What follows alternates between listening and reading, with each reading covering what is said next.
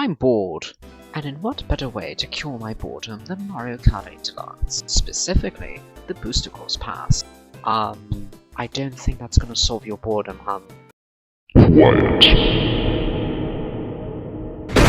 As I was saying, Mario Kart 8 Deluxe, ever since last year, has been getting constant updates due to the existence of the Booster Course Pass. Booster Course Pass, which may I remind you, currently has 6 waves, and we currently just had the 4th not too long ago. But after me talking about wave 5 and 6, I decided to go back a little, and by that, today's topic is wave 4 of the Booster Course Pass. Now, judging by the fact that you saw the thumbnail and saw the title of the video, you know exactly what we're going to be talking about. We are going to be ranking all the Wave 4 courses. Now, before we begin, you must be wondering, how am I going to rank these courses? Well, it's quite simple really. First things first, we're going to be ranking them based on my opinions of each of the courses. Now, these opinions could be opinions I've had of the course before their inclusion, or new opinions that I've developed after their inclusion. Secondly, what will be helping in the ranking is how fun they are to play. Besides, you can't have a good track without it being fun, now can we? I will also be ranking it based on the music that each of the courses have, as something that can help me define whether or not I like a course is the music. And the last thing we will be considering in these rankings is how aesthetically good it looks. Can't expecting me to like Play-Doh, now can we? And since there are 8 courses, I will be ranking them from 8th to 1st. Cause why not? If Mario Kart 64 can do it, then so can I, which I'll get to you very soon. But enough of the foreshadowing. Let's get to the rankings, shall we? This is Cereza Valentine, ranking all the Wave 4 tracks in the Booster Course Pass. Alright, enough talk. Time for the entertainment to begin.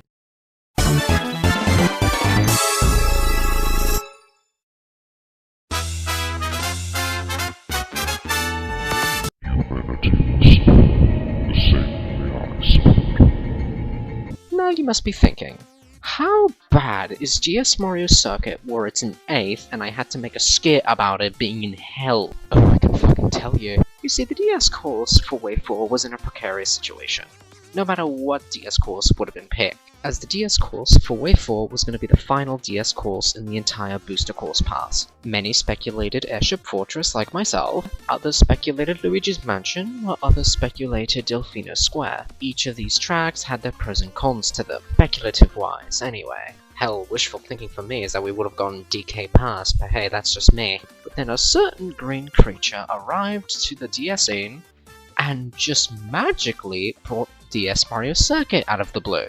At the time, the speculation was just that, the speculation, and honestly, no one would have expected DS Mario Circuit to show up in Wave 4.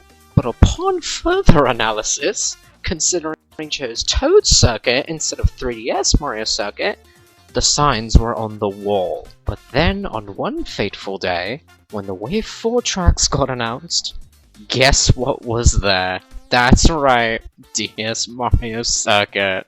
I wanted to stab 500 people at that moment. So yes, I'm clearly upset at DS Mario Circuit from a speculation level, but since we're mostly talking about how well it plays in the game, how well does it play?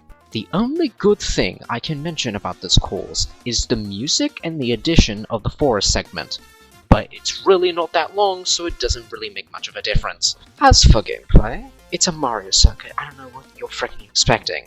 Now, I'll give it this and say that since it's DS and it's one of the more complicated Mario Circuits, it goes up a bit. But that's not really saying anything, considering most Mario Circuits end up being figure eights anyway. As for whether or not it's enjoyable to look at, God no, it's fucking ugly as hell. I will give it this though, it's not SNES Mario Circuit 3, but for sure hell it isn't DS Beach Gardens. Also, we are once again in the freaking situation where Nintendo apparently does not like DS tracks and their grass. Because apparently most of the courses that they pick from either 3DS or DS have a major grass or rock texturing problem, and that issue is not gone here. And I am surprised that when they brought DS Peach Gardens that it looked as good as it did, considering the formula that it followed with Shroom Ridge, Rock Mountain, and now this. Before even Mario Circuit got brought up for speculation, I didn't hate the course. It wasn't my favorite, but I didn't hate it. Now I despise it because a really good DS course, which there are many that don't require grass, could have gone in instead. But instead, Nintendo just wanted to shoehorn a Mario circuit to promote Mario Kart Tour, which conveniently, around the same time of its release, released the Mario Tour with DS Mario Circuit. My anger for this course has become a prevalent meme within most of my friend circles, due to how passionate I tend to be about the issue. But oh my god, Nintendo, you had so many reasons to not fuck it up, and you chose to fuck it up. You know what, I think it's best we move on to number 7, because I think I'm gonna have a rage fit if I continue to stay in 8th.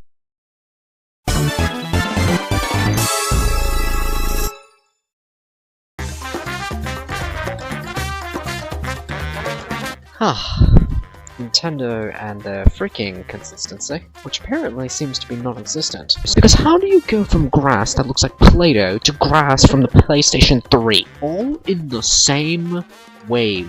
Well, at least we can see where the budget is going. But yes, Riverside Park is number 7 on this list. Now we start reaching courses that aren't bad, but they're not up there, you know? Riverside Park, although the GBA track that I did not want, is actually pretty good in this game. Not only did they manage to make it actually fun to play on, despite its short length, it actually looks quite amazing. Like, this is on par with most of the base game tracks, to some extent. And it just makes me wonder, how is Mario Kart 8 making these courses exactly? Because it seems like they're just picking and choosing which courses to give Play-Doh rocks to. Hell, I'm starting to think that they have a dev team for each Mario Kart game that they're meant to make a track for. And it just so happens that all the experienced devs are in the GBA team. So, let's go over the categories, shall we? How fun it is to play. Although the course is relatively short, it offers something new that we haven't seen in any of the previous Mario Kart courses. That being the Patuis. Not only are they adorable,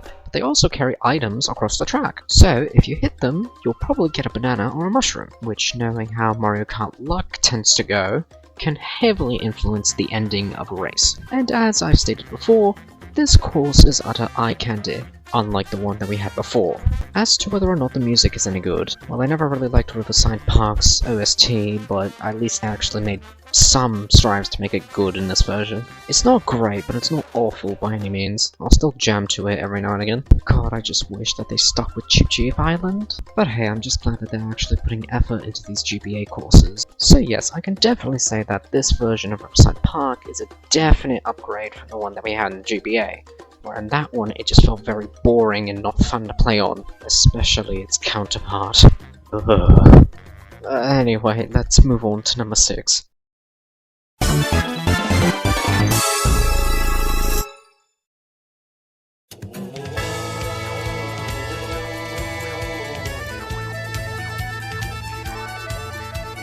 Oh, that's spannend.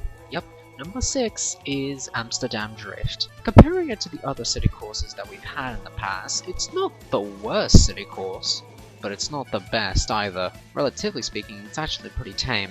And for a track that focuses so much on greenery, the greenery actually looks decent. Hell, even the fields of flowers look actually pretty good. Now granted, we still have the Play-Doh grass, but in this course's defense, the angles at which you're situated, you can hardly see them half the time. And plus, considering that most of the track takes place in either the city itself or in a canal, the grass really is not important. Plus, music-wise, it's an upgrade from Tour, to say the least. It's more energetic than it was in Tour, as I've noticed some of the instrumental changes within the Mario Kart 8 version. So yeah, it's pretty good, but it's nothing to really write home about. If anything, it's the Paris Promenade of this wave. Then again, I don't mind that course at all. So I said let's go over some of the qualities, shall we? Gameplay-wise, Amsterdam Drift is pretty refreshing. Granted, it doesn't do anything spectacular, but it gets the job done. As for how good it looks, it's absolute eye candy as well, especially in some instances, like how detailed some of the European buildings are. As for music, it's good, but it's not the best. And with that, it's safe to say that we can move on to the next one.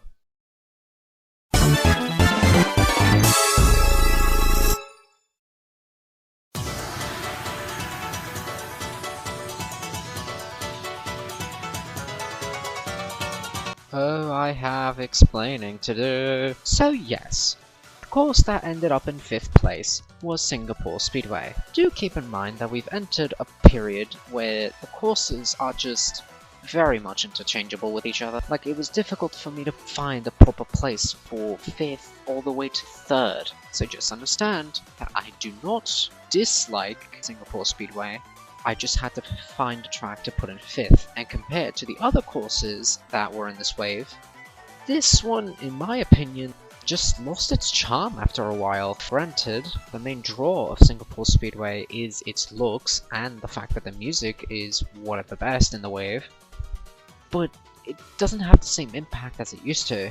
Like, when I first saw it, I was amazed, but then as I keep playing it over and over again, I start to visit it less and less. So for me, it's one of those courses that I like, but you won't catch me playing it all too much. But let's stick to the good things, shall we? Singapore Speedway is a fun track to drive on. I don't think there's much contention there. The Night City aesthetic is actually quite a good one, and I'm glad that they were able to give a city course that actually takes place at night for once. I know New York Minute exists, but that one just looks awful compared to Singapore. And besides, nighttime city courses are actually really cool looking. And considering how well Singapore was able to pull it off, it's astounding how they haven't chosen to do more nighttime city tracks. However, on to another thing, the music. There are 2 different tracks for Singapore Speedway, the regular version and the Chinatown version. If you ask me, I prefer the Chinatown version, because I like that oriental feel, you know? But I like the other one just as much. Granted, before Singapore Speedway came out for Wave 4, I was a little hesitant on the course, as I was afraid that the Chinatown segment would only be in 1 lap, instead of what we got being 2, which I'm so glad ended up being the case. But if you recall, there were 2 Asian country city courses in this wave, so where exactly is the other one? Well, we're about to find out. Let us move on to number 4.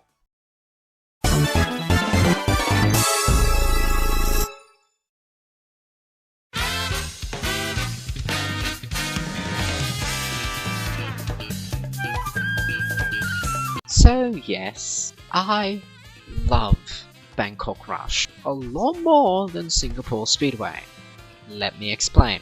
I've noticed that ever since Bangkok Rush was revealed for Wave 4, everyone has had this one complaint, and that complaint is the skybox. They say that it makes the place look polluted, which I don't know where you got that idea from, but I'm definitely not thinking pollution vibes in this place. If anything, I'm just assuming that the place is misty at this time of day. By that same logic, London Loop is polluted as all hell, which I think that one makes a lot more sense. But if you ask me, it just looks as beautiful as the original.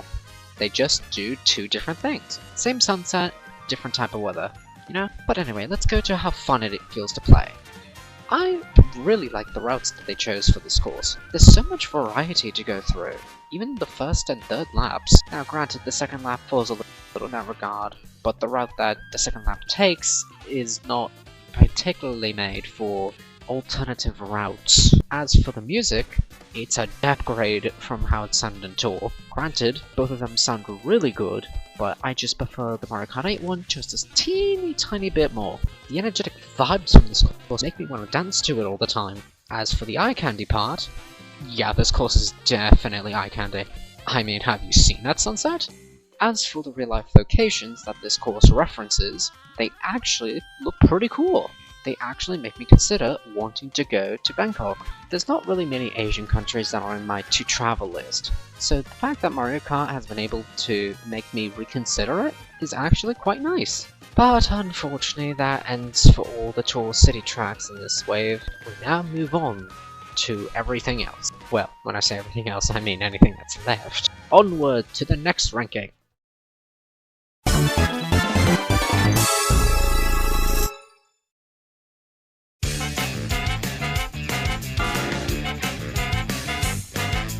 Believe it or not, this was originally going to be my 5th place pick. However, upon further consideration, and 1 match of playing Waluigi Stadium on 200, I thought that Waluigi Stadium rightfully deserved its spot in 3rd place. So let's get down to why I think that way, shall we? The music is like crystal water. It's perfect. Granted, I prefer how it sounded in the Wii version, which, before you say anything, yes, there's a slight difference between the Wii and the GameCube version. I don't want to hear it.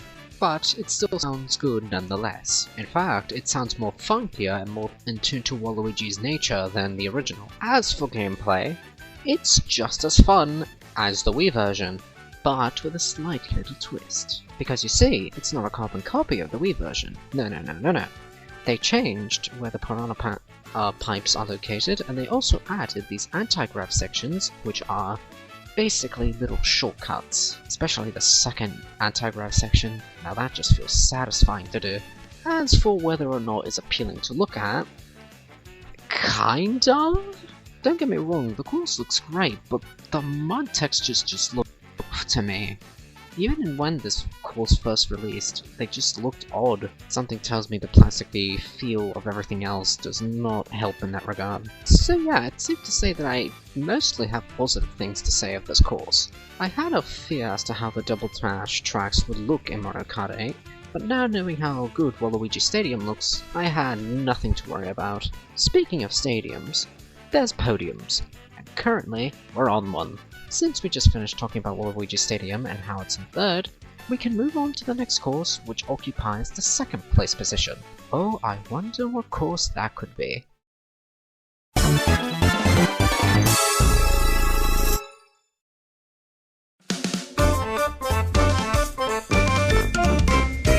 Yeah, there was no shot that this course was not making it into the top 3. Yoshi's Island, a magnificent course indeed, and a Yoshi course that I did not expect.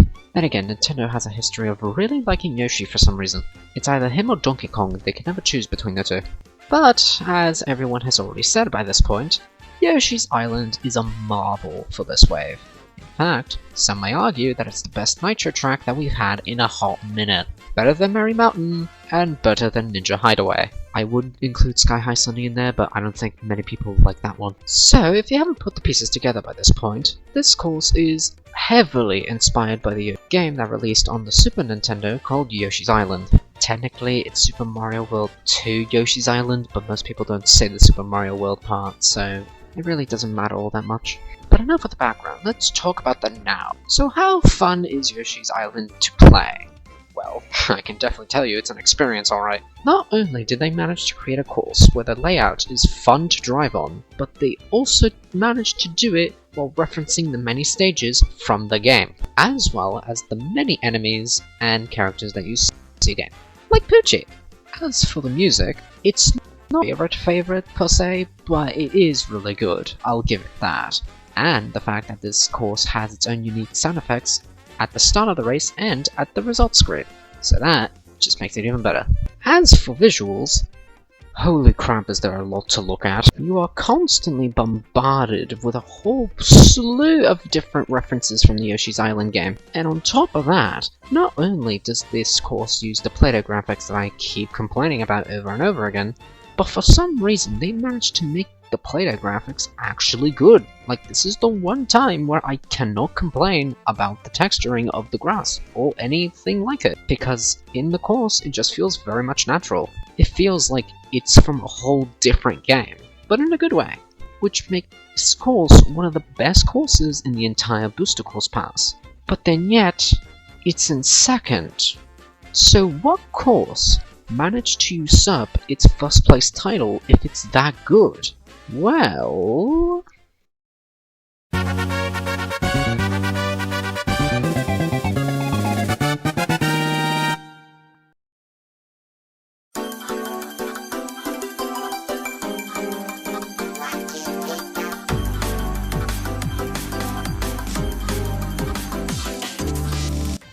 I do not feel sorry about a damn thing. Because you know what? At the end of the day, nostalgia wins. And Mario Kart Wii. So yes, compared to all the other ranking videos I've seen for Wave 4, I've never seen anyone rank DK Summit as the #1 track. But guess what? I'm not like everyone else. Clearly. So, as someone who grew up with a lot of Mario Kart Wii, I remember in my childhood there was one track that I always play more than the others, and that track was DK Summit. As to why, I can easily tell you. Number 1. The aesthetic of the course is fantastic. I've always loved snow levels, I will never deny that, but DK Summit just hits in spots that I didn't even know existed. And the whole mechanic of the half pipes from Mario Kart Wii is brilliantly executed in this course, as the entire course mainly focuses around half pipes. The same situation happens in Mario Kart 8, however, it's for a different reason. Because you see, Mario Kart 8's engine is not properly made to handle half pipes. But with that being said, you can get some of the most wildest physics at any point during this race. Don't believe me? Here are a few examples that I managed to record on my own time, and then proceeded to share with my friends.